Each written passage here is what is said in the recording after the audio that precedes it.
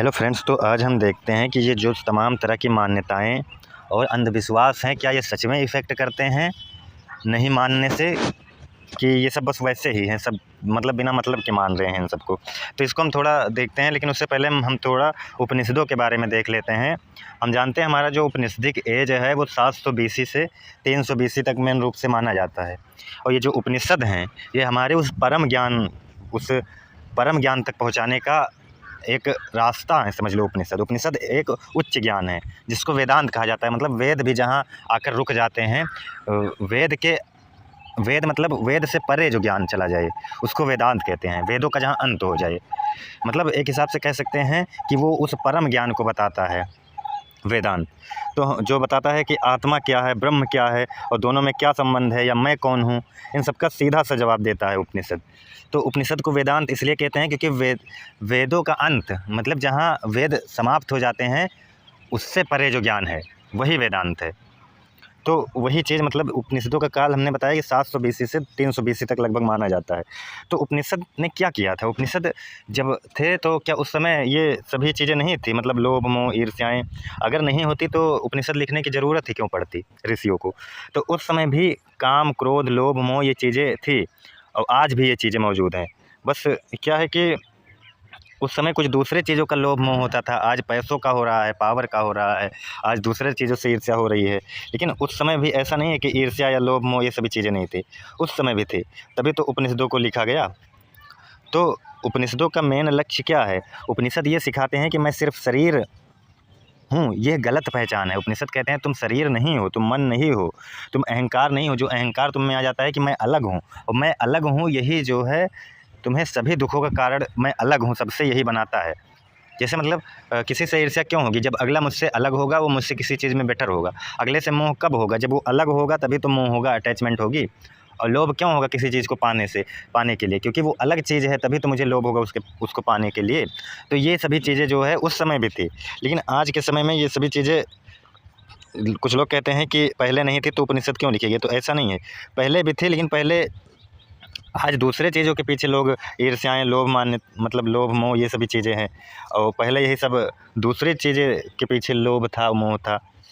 जैसे इच्छा मतलब कुछ पाने की चाह होना, या डर कुछ खोने का भय होना, तुलना दूसरे से खुद को देखना, ये सभी चीज़ें जन्मजात नेचुरल थी एक हिसाब से। ये सभी चीज़ें पहले भी थी और आज का इंसान भी इन्हीं से चलता है, और 3000 साल पहले भी इन्हीं से चलता था। ईर्ष्या पहले किससे होती थी? कोई ज़्यादा ताकतवर था, किसी के पास ज़्यादा खाना था, किसी के पास बेहतर साथी था, कोई कबीले में ज़्यादा सम्मानित था, वहीं से तुलना और ईर्ष्या शुरू हो जाती थी। और लोभ पहले किसका था? लोभ पहले था ज़्यादा खाना जमा करने का, ज़्यादा ज़मीन या शिकार क्षेत्र पाने का। और मोह किसका था? परिवार से, अपने कबीले से। तो ये सभी चीज़ें ये नहीं है कि आज ही थी, ये सभी चीज़ें पहले से ही थी। ये जो लोभ मोह ईर्ष्या ये प्रगति के बाद नहीं है, ये मानव मन की मूल प्रवृत्तियां हैं, वो हमेशा से थी, और उपनिषद इनसे बाहर निकलने का रास्ता बताते हैं, बस यही है। तो उपनिषद इसीलिए लिखे गए कि पहले के भी मनुष्य भी बहुत लोभ मोह ईर्ष्या द्वेष इन सबसे ग्रसित थे। उपनिषद का कहना यही था कि तुम असली में जानो कि मैं कौन हूँ। तुम मन के अकॉर्डिंग मत चलो कि जिस प्रवृत्ति में रह रहे हो, जिस माहौल में रह रहे हो, उसी हिसाब से तुम्हारा मन बनता चला जाएगा। तुम उन्हीं सभी चीज़ों के अनुसार ढलते चले जाओगे और उसी अनुसार तुम काम भी करोगे। उसी अनुसार आपका मन जैसे बना रहेगा ईर्ष्या लोभ मोह इसी माहौल से, तो आप वैसे ही मतलब समझोगे खुद को। तो वही चीज़ें फिर उपनिषद उसी समय इसीलिए लिखे गए थे कि उस समय भी लोग इन्हीं मन की प्रवृत्तियों से परेशान थे। मन ही सभी दुखों की जड़ होता है, मन की प्रवृत्तियाँ, मन किस तरह का है आपका। तो उपनिषद उस समय थे वो यही बताने के लिए कि मैं कौन हूँ, तुम समझो खुद को, तुम शरीर और मन नहीं हो, यही बात कहने के लिए। और उसके बाद फिर हम जानते हैं कि जैसे पुराण लिखे गए, पुराण में कुछ नियम लिखे गए कि आखिर समाज में कैसे रहना है, समाज को कैसे चलाना है। तो पुराण इसलिए लिखे गए, और एक रीज़न ये था कि उपनिषदों के कठिन लैंग्वेज को, उपनिषद वैसे सिंपल लैंग्वेज में है, लेकिन उस समय सबको उपनिषद पढ़ने का हो सकता है टाइम नहीं था, लोग शिक्षित नहीं थे, तो उनके लिए तो कठिन था ही ना, सभी लोग शिक्षित नहीं थे उस समय। तो उपनिषदों को समझाने के लिए कहानियों के माध्यम से प्रस्तुत करना ही समझ लो पुराणों का काम था। पुराण इसीलिए लिखे गए कि उपनिषदों की भाषा को वो समझाएं तुमको कहानियों के माध्यम से, क्योंकि उस समय सभी लोग पढ़े लिखे नहीं थे, तो सभी लोग नहीं पढ़ सकते थे उपनिषद। तो बस उपनिषद का यही काम था। और कुछ उसमें नियम लिखे गए, जैसे नियम हो सकता है कि तुम्हें चोरी नहीं करना है, सत्य बोलना है, मांस नहीं खाना है, ऐसे मतलब कुछ नियम बनाए गए पुराणों में। तो ये सब समाज चलाने के लिए था, और उसमें कुछ डर दिखाया गया लोगों को कि मतलब तुम चोरी करोगे तो ये हो जाएगा तुम्हारे साथ, तुम नरक जाओगे, वहाँ ये होगा वो होगा। ये मतलब एक हिसाब से समाज चलाने के लिए एक कानून बनाया गया। तो ऐसे मतलब ये सभी चीज़ें थी। तो आज क्या हो रहा है, मेरे टॉपिक ये है कि मतलब आज जो है लोग कहाँ मतलब फंस गए हैं, इतनी सारी बुरी बुरी मान्यताओं में फंसे हैं कि मतलब क्या ही बताएं। मतलब उपनिषद किस लिए थे कि लोगों को स्वतंत्रता दें, लोगों को मुक्ति दें, लोगों की मन की प्रवृत्तियों से उनको मुक्ति दें, उनके ईर्ष्या, लोभ, द्वेष, मोह, डर, इन सभी से मुक्ति दें। लेकिन क्या हुआ कि उसी को समझाने के लिए पुराण लिखे गए, लेकिन पुराणों का इतना गलत यूज हुआ जिससे कि उपनिषद भी गलत तरह से समझे गए, और पुराण तो वैसे ही गलत तरह से समझे गए क्योंकि पुराण से ही ये सभी चीज़ें जो है निकली हैं। जैसे अगर हम देखें तो पुराणों में कुछ चीज़ें ऐसे, जैसे नियम तो ठीक है कि सत्य बोलना या ये करना वो करना, ये सभी चीज़ें ठीक है, लेकिन कुछ नियम वहाँ पर ऐसे बना दिए गए जिसको लेकर कि आज बहुत ज़्यादा सुपरस्टिशंस फैल गए। जैसे कि मतलब वहाँ पर बताया गया है कि मरने के बाद क्या होता है, ऐसे ऐसे मतलब तमाम तरह की चीज़ें, मतलब जैसे गरुड़ पुराण पढ़ लो या आप विष्णु पुराण पढ़ो। मतलब हमने खैर विष्णु पुराण नहीं पढ़ा है, लेकिन गरुड़ पुराण में ऐसे सुना है बहुत चीज़ें कि लिखी हुई है कि मरने के बाद आत्मा का क्या होता है, ये ऐसे तमाम तरह की। तो उससे इतना ज़्यादा सुपरस्टिशंस मतलब फैल गया है कि क्या बताएं। और ऐसे मतलब कहीं कहीं लिखा है कि इस दिन बाल ना काटो, इस दिन नाखून ना काटो, बिल्ली रास्ता काट दे तो ये हो जाए।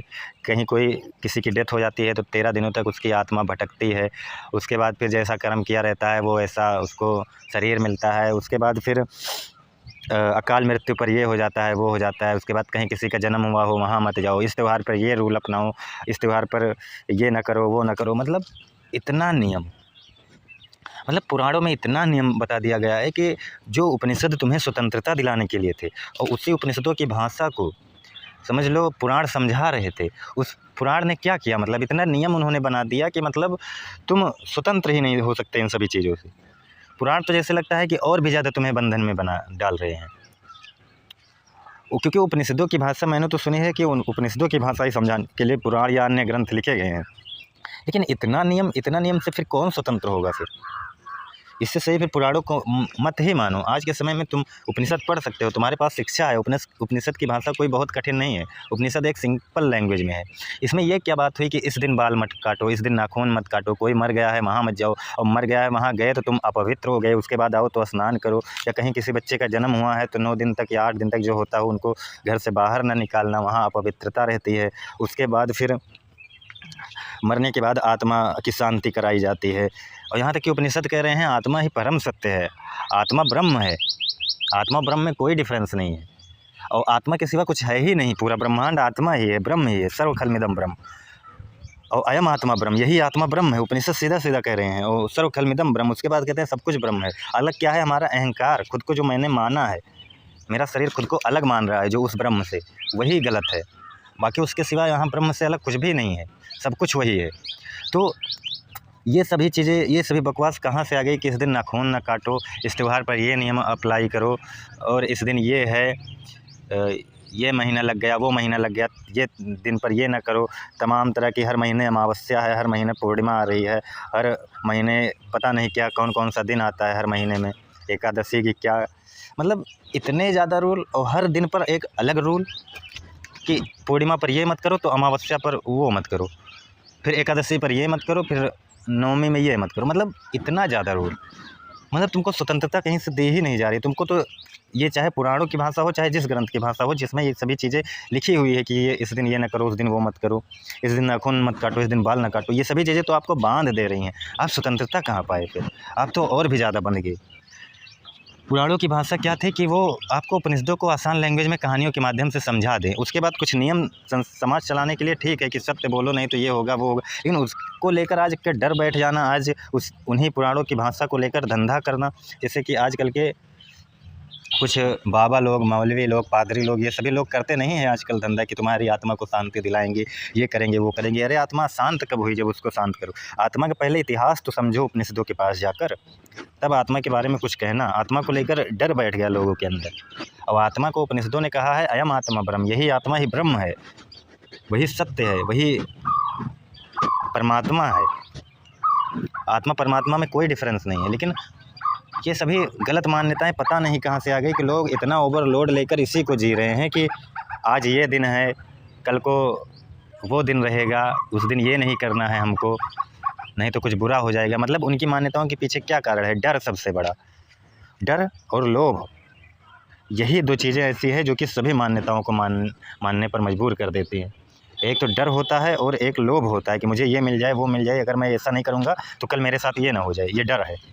और मैं ऐसा कर दूँ जिससे कि ये मुझे मिल जाए, तो ये लोभ है। तो यही दो चीज़ें जो है सभी मान्यताओं को मानने पर मजबूर करती है।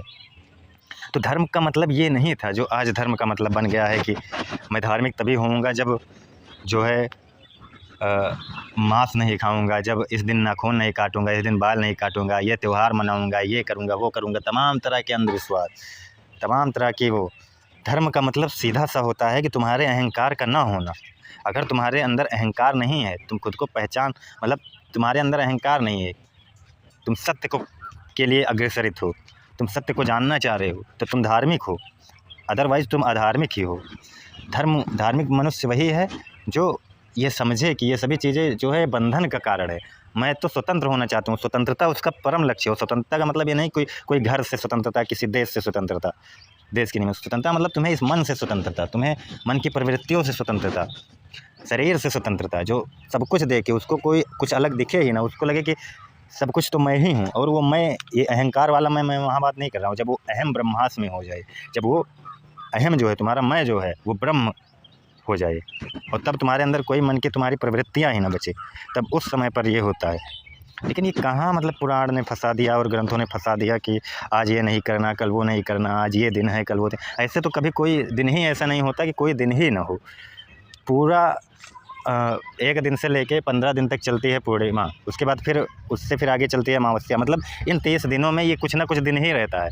और रोज़ आप जो करोगे, आजकल के लोग क्या करते हैं, वो यही करते हैं कि ये इन्हीं सब दिनों को याद रखते रहते हैं। आज ये दिन है, आज हमें ये नहीं करना है, आज वो दिन है, आज हमें वो नहीं करना है। ये सभी चीज़ें क्या है, मतलब तुम फालतू की चीज़ें याद कर रहे हो, तुम फालतू की चीज़ों में फंसे हुए हो। तुम इन सबसे ब्रह्मत्व की प्राप्ति कर ही नहीं सकते, क्योंकि तुम्हारा मन डर और वासनाओं और लालसाओं में ग्रसित है।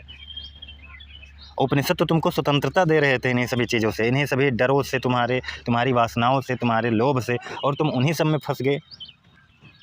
तो ये सब चीज़ें सिर्फ बकवास है कि इस दिन नाखून ना काटना, कि कोई मर जाए तो ये ना करना, कोई जन्म ले ले तो ये ना करना, या बिल्ली का रास्ता काट दे, या नेवला रास्ता काट दे तो ये हो जाएगा। और ऐसे मतलब मैं बता नहीं सकता, इतने तरह का अंधविश्वास चलता है। सब जो है फालतू की सब बकवास है सिर्फ। और इन सभी चीज़ों पर ज़्यादा नहीं पड़ना है, सीधा उपनिषदों की बात को समझो। उपनिषद भी वही नहीं है। उपनिषद मतलब यही होता है स्वतंत्रता। तुम्हें तुम्हारे मन से जो स्वतंत्र करे, जो तुम्हारे शरीर से तुम्हें स्वतंत्र करे, जो तुम्हें रियलिटी दिखाए, वही उपनिषद है। अगर तुम्हारे पास ऐसा कोई ग्रंथ है जो तुम्हें तुम्हारे मनों से स्वतंत्र कर दे, तुम्हें सभी प्रवृत्तियों से स्वतंत्र करे, लोभ मोह ईर्ष्या कामना वासना सभी से, तो वो उपनिषद ही समझो, वो वेदांत ही है समझो।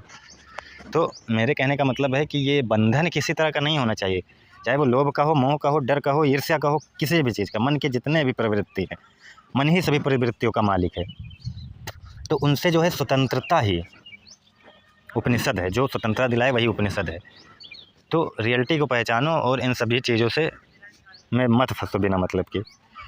ये सब अंधविश्वास सिर्फ आपको डिस्टर्ब करके रखेंगे, आपके मन को और मजबूत बनाएंगे। जैसे अगर मान लो कोई किसी दिन का वेट करता है कि कल को ये दिन है, जो अधिकतर लोग मान्यताओं में प्रचलित है, तो वो बंदा उस दिन का याद करता है कि वो दिन मान लो कोई अच्छा दिन हो उसके लिए, या वो दिन कोई ख़राब दिन हो, जैसे अमावस्या हो जाए, या कुछ ऐसे दिन हैं जो बुरे माने जाते हैं शायद।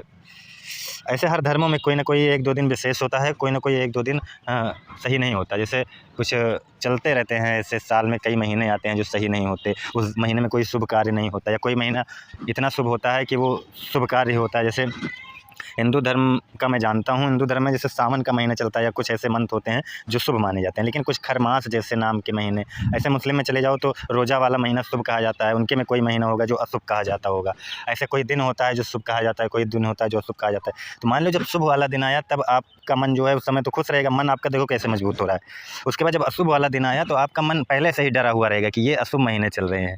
डर तुम्हारे अंदर पहले से ही भरा हुआ है, मतलब उस अशुभ महीने की वजह से आपके मन में डर आ गया, और शुभ महीने की वजह से आपके मन में लोभ मोह आ गया। तो मतलब आपका मन ही तो मजबूत हो रहा है इन सभी मान्यताओं की वजह से।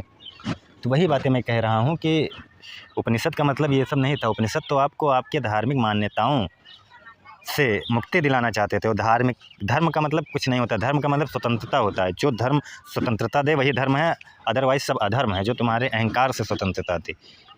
तो ये सभी मान्यताएँ बकवास हैं। तो आज के लिए इतना ही, धन्यवाद।